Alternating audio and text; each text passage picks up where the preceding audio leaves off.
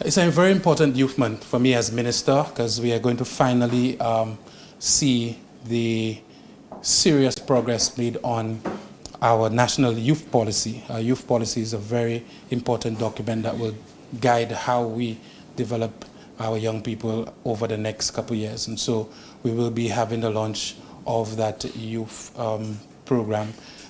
In other words, in addition to that, this month we are also looking to ensure that we have a sports policy for St. Lucia. That is another very huge document that will really guide how we develop our sporting prowess over the next couple of years. This year in Youth Month, you'll also see the final launch of Skills 758, an app that is geared towards getting all the skills on island at a one-stop shop available to St. Lucians in search of employees, also in the OECS and of course the rest of the world. So we're excited about that. And of course, we'll have our usual youth parliament and activities going on in every nook and cranny in this nation. We all experienced the warm welcome for Julian Alfred, both locally and in the diaspora. Now, citing the significance of this achievement, how much do you think that it will do for sports, for young budding athletes, for people generally, aspiring for greater heights in life? Very good. I was astonished when I spoke to some of the younger individuals, and I said this in my brief remarks when Julian came in. The Cicero Primary School, we saw a number of the students in uniform, and I went over to them at the UNO International Airport and I asked, who here is going to be the next Julian Alfred? And male and female put their hand up.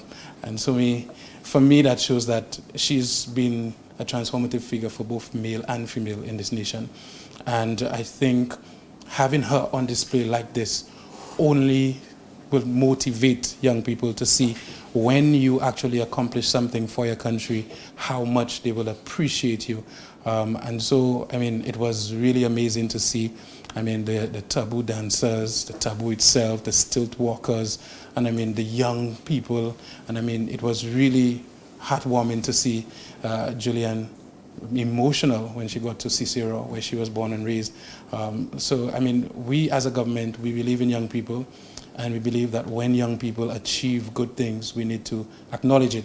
We hear so much about the negative ills in our society, and when we have one young person doing so well, it's only incumbent upon us to ensure that the whole world knows, and I think the whole world knows that St. Lucia truly appreciates the efforts of Julian Alfred, and we as a government will continue to ensure that we do that as much as possible in August when she brings home that first Olympic medal. Okay, so with that on the first, you say now more attention with our sports facilities. We need the Jordan Stadium is a big ground for Absolutely. athletes. Absolutely. That be something that will be generating more. Yeah.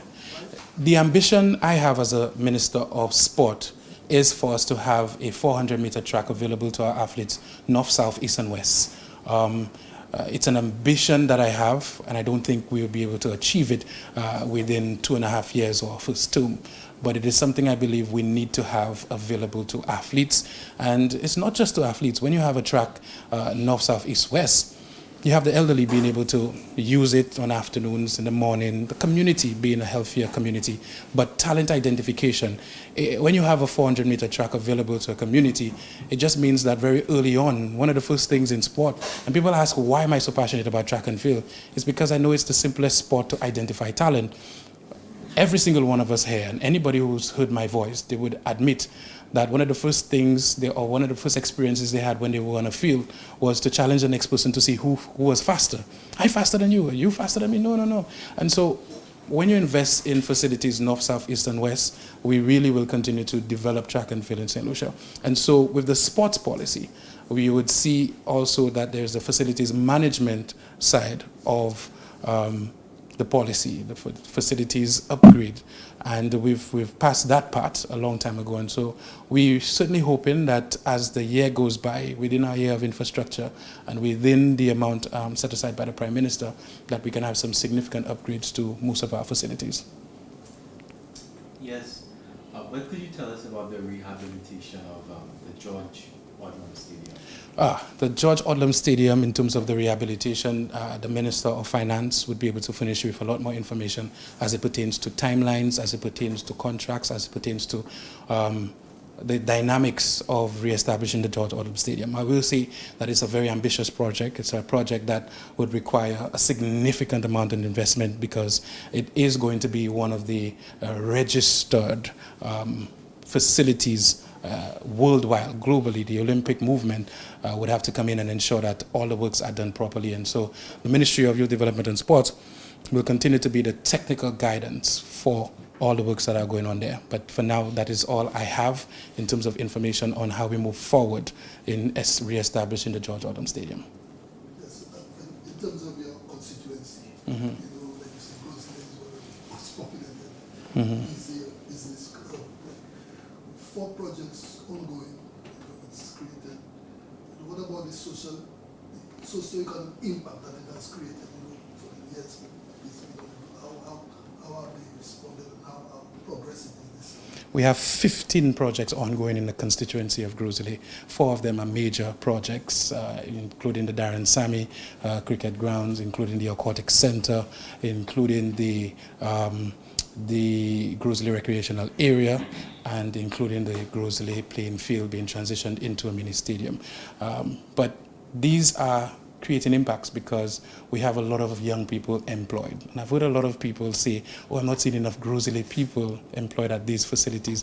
Newsflash, Groseley is a large constituency, so a lot of persons who say that they are thinking of Groseley town, but we have a lot of persons from Monchy, from Deramo, from Monnier, from Grand Riviere, and surrounding communities employed at the Darren Sammy Cricket Grounds, employed at the facility, Pigeon Island, and employed at the Groseley playing field right now. And of course, as I said, a number of other projects. We have the Norbert Road infrastructure being developed as well, and you will see more roads being developed as we head towards World Cup. In terms of socio-economic impact, I think a lot of persons right now, if you speak to any small business owner, they will be telling you the effects of all this government has been investing in our infrastructure in every single nook and cranny. Businesses are starting to see better days for sure. Even social programs, Groseley have a number of social programs ongoing, including a music program, including a program for after school at Grand Riviere, including we're about to launch Dress for Success in the community of Groseley for all constituents in Groseley who have, difficulty in actually getting clothing to attend an interview or to go to work. And so as a constituency, we have a lot going on in Groseley. I don't get much time off as a parliamentary rep for Groseley, and I'm proud of the work that we are putting in that constituency. Okay, so we know that a lot of rehabilitation is being done to our fields, our cricket grounds, and whatnot, but we have that concern about events being held there. Are there any plans in place to prevent destruction on these rehabilitated centers? I think first and foremost, we have to really look at ourselves. I think every individual has a responsibility to ensure that they take care of facilities, and that was always my concern when I said left to me, and I stand by this and I will say it again, left to me. Sports is for sportsmen and women and for fans in stands. That's the way I see it. And so I am one of those who believe that the facilities that are for sports should be for sports, and I believe that we can invest in having facilities for social events, north, south, east, and west in our country. We've had that discussion. We continue to have that discussion as a cabinet. My fear has always been that when you allow people on the surface, we've had irresponsible people all through our country. Persons say, well, you can protect it by doing A, B, and C, but if our people do not take pride in the facility, then we'll always have a situation where it's destroyed. And that has always been my concern, and we've seen remnants of it in the community of Soufrière. I will say that when I said, as a sports minister, and I dare anybody to go and find a sports minister who would say otherwise, no sports minister wants other activities other than sports on any facility. None. I challenge anybody to go and find one that says, oh, let's just do it. No, we are concerned about it.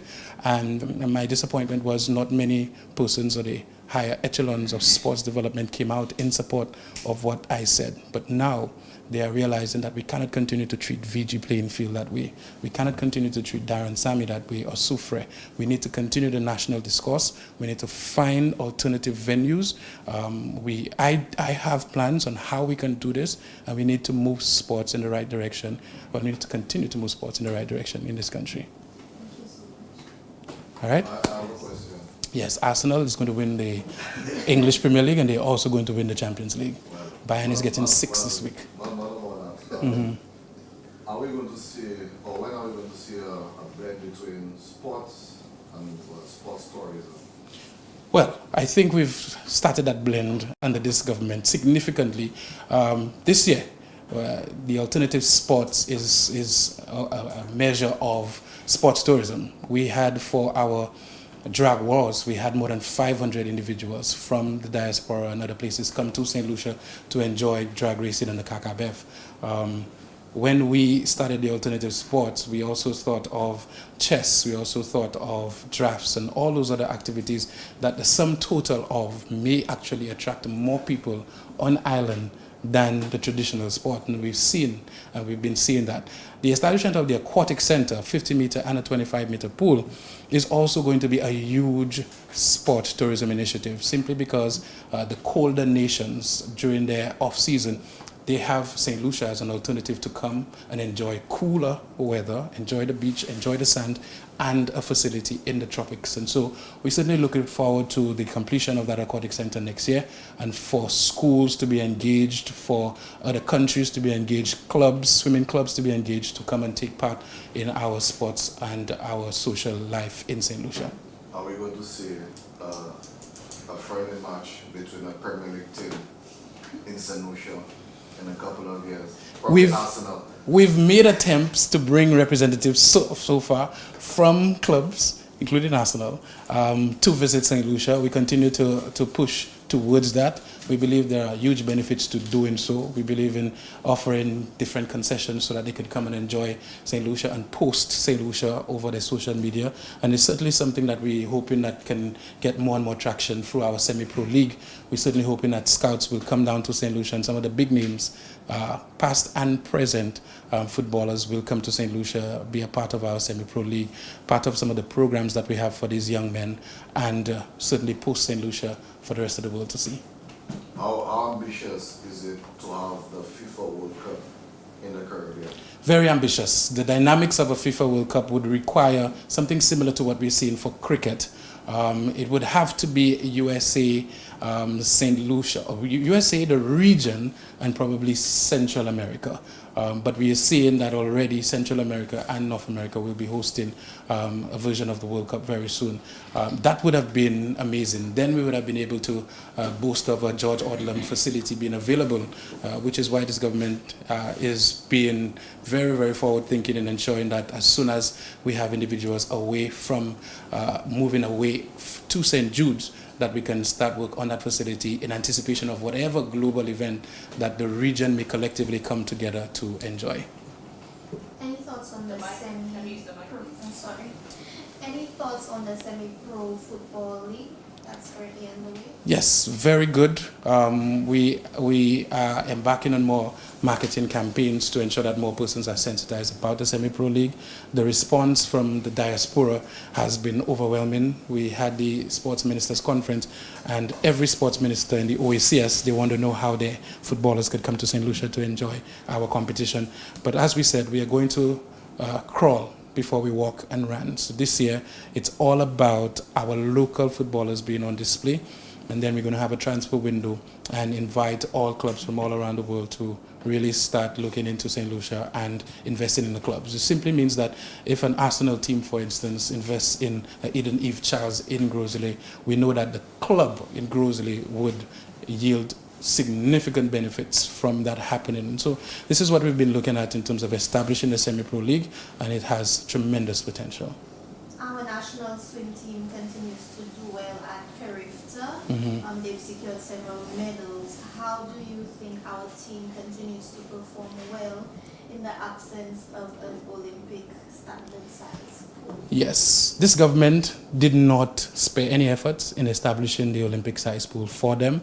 We've run into many different roadblocks on our way, but I'm very, very confident that before the end of next year, we'll be seeing a ribbon cutting ceremony for that facility. But I think they are some of the more courageous people that we've seen in sports in St. Lucia. The Swimming Association, they've been doing their thing, very well organized, very well put together, the likes of Eddie Hazel and his team. My hat goes out to them that this facility is not complete, but they know that they have a minister that from day one has been working assiduously to ensure that we have this facility for swimmers in St. Lucia. And I believe when we do establish that facility, they would have absolutely no excuse but to produce somebody similar to Julian Alfred, and I will not rest until they do. Good morning, thank you very much. I'm not sure if you want to start off with your questions, if you have any. Yes. Hey. Go ahead. So we saw the launch of Carnival, and as with anything, a lot of people have opinions about it.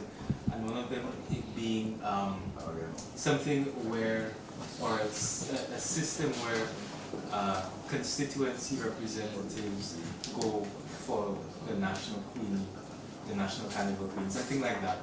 So as opposed to just the selection of contestants, the contestants come one from each constituency. Something like that. So what are your thoughts? Yeah, okay, I think I understand what you're saying. I don't think the National Carnival Queen pageant should be one from each constituency. I believe the formula that is used is still the best formula. You put out a call for persons interested, and they send in their particulars from throughout St. Lucia. And then you have the auditions of all the persons, and at the end of the auditions, 7 or whatever number is chosen, and I think that's the best way to do it. The idea of doing one from each constituency, and just to make sure each constituency is represented, I don't think it is the right way to do it. I would advise each constituency or community to have their own pageant, and then probably ask their pageant winner to send in and to audition and to see if they can be selected. For example, in Cicero, we've had our community pageant.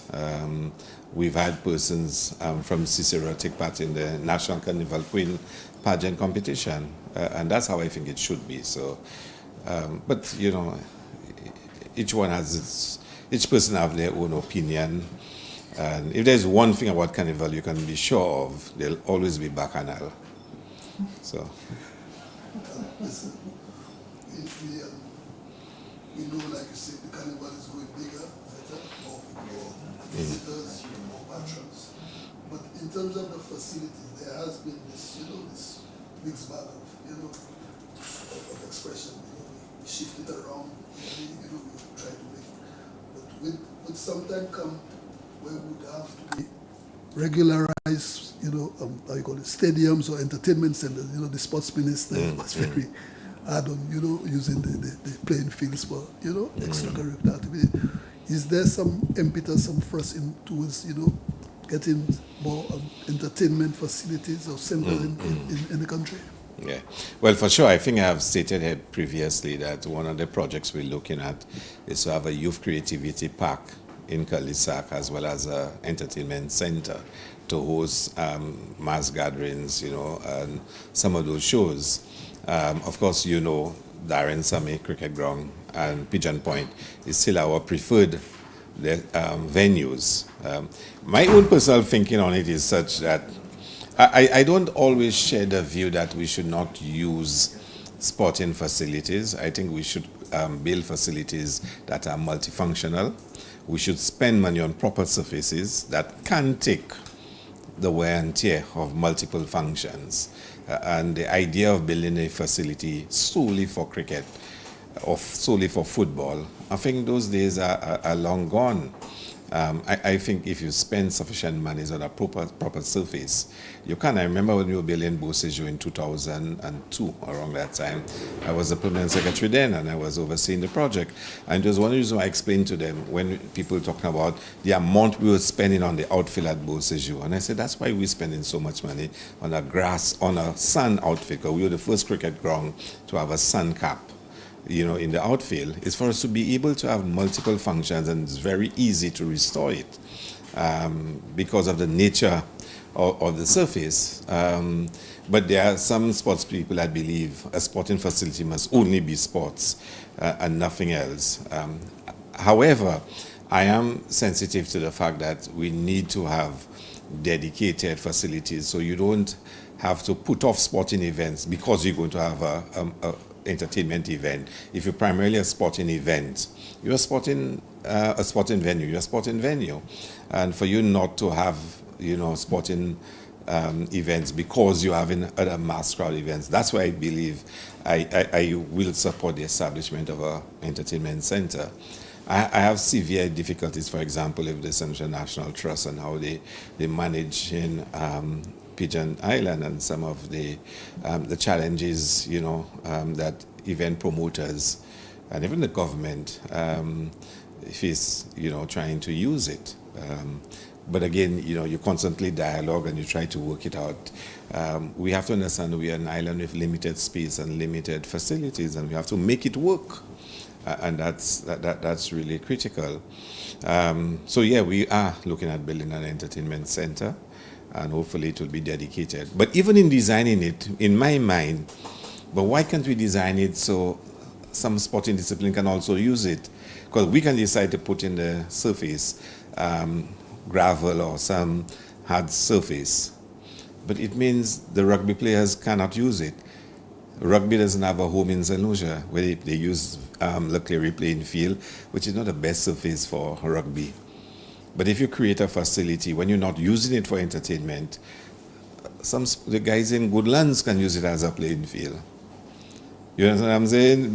The idea of, in our limited resources, having, such dedicated facilities for me is a bit limited. Just a follow-up. Barring the dependence on the government, to provide this. We know the private sector. We know of the Gates, we know of Clarks. We know there were private entities who would show up. Would there be some kind of incentive, to allow these private entities to at least, complement what the government is, looking to push? Well, I think if any entity wants to set up, any private interest wants to set up an venue, they can approach government for incentives. That for me is a no-brainer, and government would always be willing to look at that. Drawing back to Carnival, we know that with the increased promotion of Carnival, concerns are being raised that our culture is being lost and that it is becoming over-sexualized. What are your thoughts on this? Well, we've been through that many times before. Carnival is our culture. It's part of our culture. Culture is dynamic. It's not static. It's not frozen in time. Culture will change. There'll be unwanted influences, and there'll be welcome influences. And we've been through that, so many times in the past. I even remember many years ago, I was associated with a Carnival band, and there are more things that were being said about bikini and bra, and basically the concerns that it should still be very traditional and it should not be just beads and bikini and bra. And it's all about finding the right balance and making sure you have a multiplicity of interests represented in the art form. I mean, who says you cannot have a theme, vibrant theme, even historical theme represented, in the traditional forms? Does it always have to be, a lot of cloth and coal pot on your head and, that kind of stuff for you to be traditional? So I really believe you have to have all ideas, content, all influences shown. We must at the same time, though, recognize that we must keep something which is distinctively St. Lucian about it. about the product. There must be. I'm a big supporter of King and Queen of the Bands, for example, because I believe no place where you get greater expression of creativity and design than in the King and Queen of the Bands. So you have to have those elements. You must support those aspects of the mass that are of historical significance and putting an emphasis on creativity, whatnot. But at the same time, you have to respond to market demand to some extent. You know, when you look at it, for the case of Calypso, government virtually funds 90% of all expenses for Calypso in St. Lucia. Literally, King and Queen of the Bands, look at, Panorama is another one government puts in a lot of money. The Carnival bands and maybe the soca shows can be, the private parties, make money, but the other elements don't, and government has to come in to support it. So we need to constantly be aware that we should manage the unwanted influences and really promote the more welcoming aspects of it. After last year's Carnival, the Christian Council actually met with me to express their views. I think the Archbishop had penned a piece about, the Bam Bam Wall and some of those other aspects. And we had a frank dialogue on it. And we did agree to work with the church, and hopefully you'll be seeing that reflected in this year's Carnival, where we will have a moral responsibility campaign to say to persons, Carnival, because it's Carnival, it doesn't mean you have to be lewd and you have to be, behaving in inappropriate ways. It doesn't mean that. You can enjoy yourself without crossing the boundaries, and we will work with the church, and they provide spiritual guidance for us to reinforce those messages. The same way last year we started a campaign to drink and live responsibly, to say to individuals, you don't have to get drunk to enjoy Carnival. And also you don't have to drink all those carbonated drinks, high sugar, so you can, enjoy Carnival and live responsibly. So we had water stops along the way. We tried to promote, Coke Zero, for example, or Coke no sugar, whichever one, because we want persons to enjoy Carnival and to live responsibly. We want them to enjoy Carnival and act with moral responsibility, and you will see more of those messages reflected. Okay, you mentioned the National Trust. It brought something back to mind. Whenever we talk about cultural preservation and these things, especially for what happened in River Dory, I mean, the main thing is money. There needs to be a lot of significant investment by the government to preserve this and to continue preserving it. So from your standpoint as culture minister, what can you say is the government's position on continuing to invest for the preservation of culture? Well, the government is doing quite a lot. You just look at the estimates for the last 3 years since this government came in, and you will see the significant increases in allocation for creative industries and culture. I mean, this year alone, we increased it by $700,000. More money is being made available to the CDF for training and development programs. You will see quite a lot of money being put in for training for dance, for musicians. There's quite a lot. We've put in more money in La Rose, La Marguerite. We've started Emancipation Month celebration. We've put in more money in Creole Heritage Month. There's a lot more resources that have been put in the last 3 years in creatives, culture work of the government, and it's because we believe in providing support. And we've achieved some major, objectives in tourism, and you'll see this year and next year we're shifting more towards the creatives and the culture because we believe those are essential components of our national development.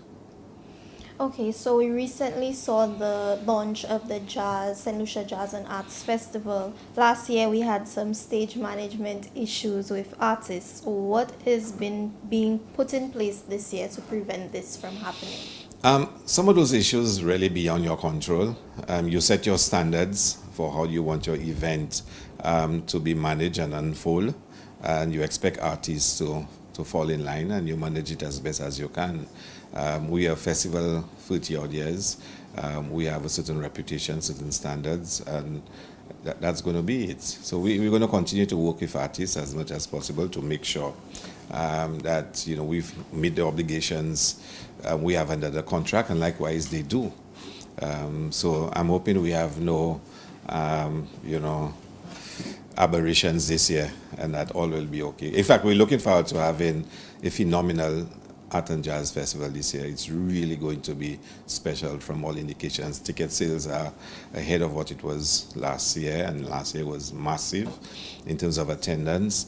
The planning, we're going to refine quite a few elements. So the traffic management was our biggest deficiency last year, and we're going to put in place, and very soon there'll be a public announcement of the traffic management plan for jazz. St. Lucians, I'm calling on all St. Lucians to cooperate with the arrangements, to find out about it. And if everybody just cooperates, we'll have a fantastic system in place.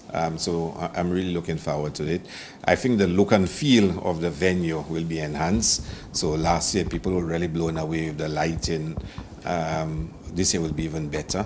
So they can expect to see a real fantastic look and feel. The layout will be improved even more.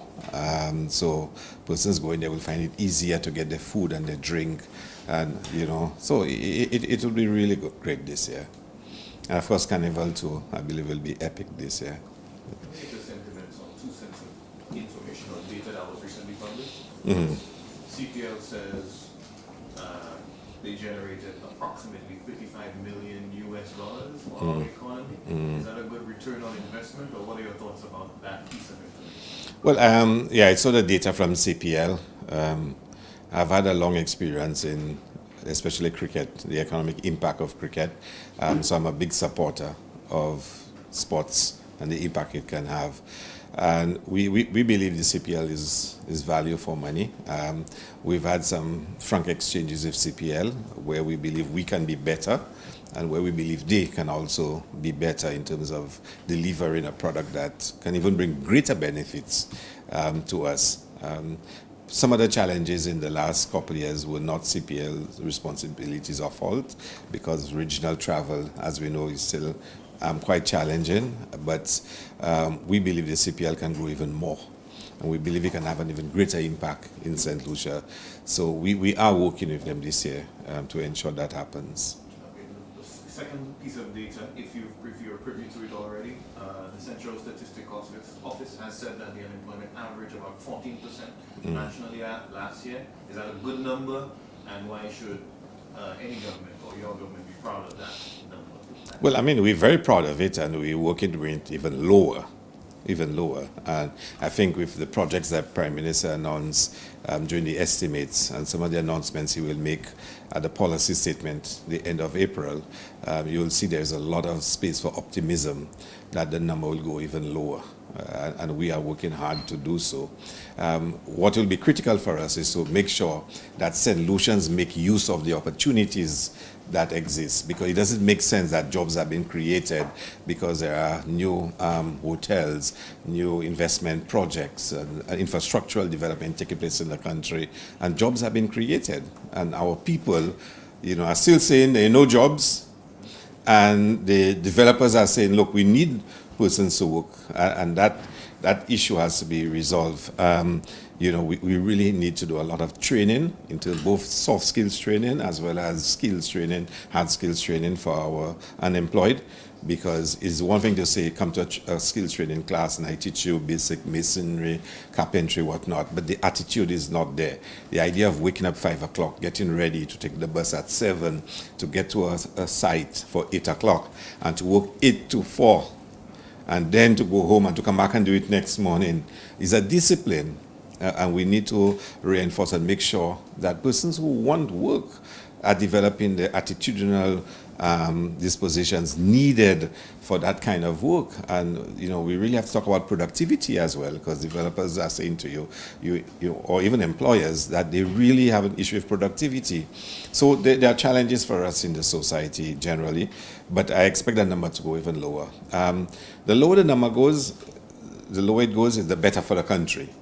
It means more of our citizens are productively engaged. They are earning revenue. They're earning monies they can spend on their families. And that, is better for everybody. So certainly working hard for us to make it even better. Yeah.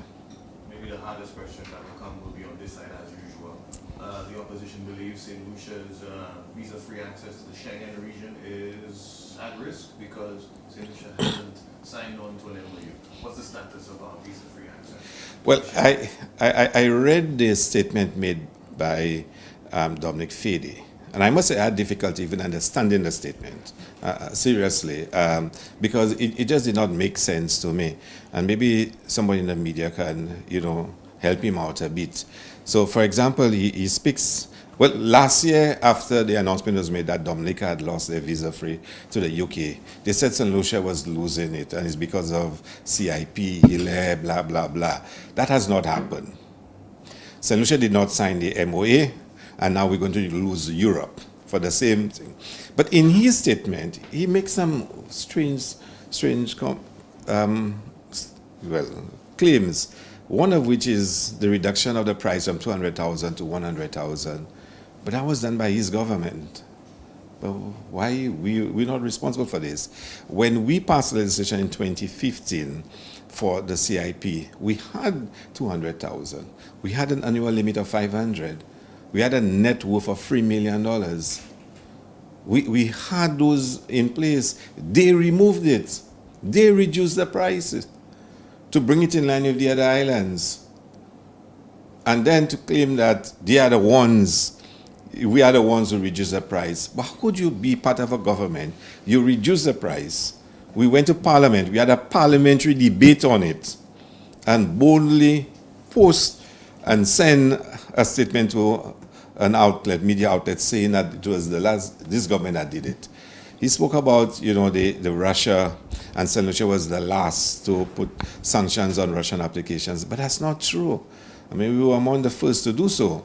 But we said, when we were doing it, we already had people who had applied in the system. And I remember coming in this room and explaining that we cannot just throw them out. I mean, we're likely to be sued. There are people we have approved and are waiting to make their final investment. You cannot just remove them. Those people have legal rights. And in any case, we were asking genuine questions.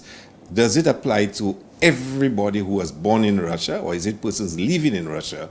Because there are Russians living in the United States. Because of the war, they will not be able to get renewals of their passports. They need travel documents. They already work in the United States. They have American visas to allow them to work there. They've been cleared already. Why can't we consider them? So there was a discussion going on, and that's how responsible governments act. So the idea that St. Lucia and this government was the last is not true. And let me just repeat our position on the MOA. Every provision of the MOA, St. Lucia supports except one. The provisions of the MOA, we've already implemented them. Some of them are in our legislation. They're not a non-binding agreement. They are provided by law in St. Lucia. No other island has a more robust due diligence process than St. Lucia, none. The one provision we had a challenge with is the reduction of the increase of the price from 100,000 to 200,000. And we wanted a discussion on it. Why? Because we were already up there. The last government brought down the price in line with every country. Since then, we have negotiated financing, negotiated projects in housing, in infrastructure, and now they want the price to go up to 200. And we said, well, look, you've built all your houses, all your roads, all your hospitals. We haven't. We're just about to start. Well, can we get a grandfather clause that says let our contract runs out and then we are prepared to increase? And they decided to go ahead and sign it. We have to protect the interests of St. Lucia. We have to protect the interests of our people. And our view is that we're not against it. We wanted it from 2015 to be like that. In fact, more than just the risk, we wanted an annual quota. We wanted a net worth for each individual applying. Those were the standards St. Lucia had set.